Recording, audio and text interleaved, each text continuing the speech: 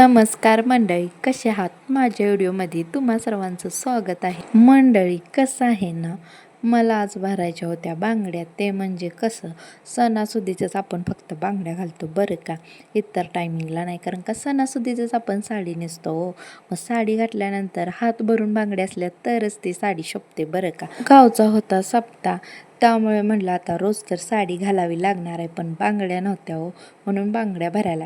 ते पण शेवट आता होता सप्त्याचा. आज महाप्रसाद होता बरं का आमच्या इथला. आजचा दिवस सप्त्याचा शेवटचा दिवस होता बरं का, तरी पण अजून मी बांगड्याच भरायचे होते. असं आहे ना, माझ्या जे मनात आलं ना ते मी करतेच, आणि जे आपल्याला करायचं नाही ते अजिबात करणार नाही बरं का. आपण लय तसे हट्टी आहेत. कासार काकांना फोन केला होता बरं का, घरी बांगड्या घालण्यासाठी या, पण हे काय आलेच नाही. आलोच म्हणले ते अजून येतातच बरं का.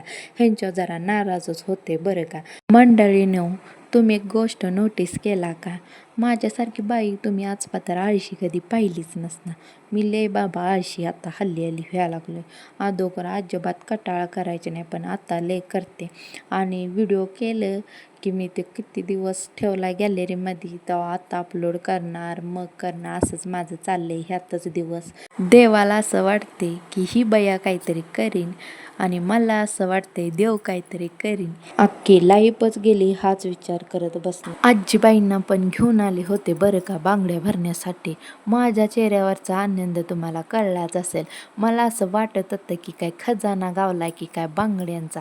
तेवढा मला इतका आनंद होत होता माझ्या हातातल्या बांगड्या बघून. माणसांना पैसा गाडी आणल्यानंतर खुश होतात, पण आपलं सगळं उलट आहे बरं का. आपण छोट्या छोट्या गोष्टीतच आनंद हुडकतो बरं का. आजच्यासाठी एवढंच होतं.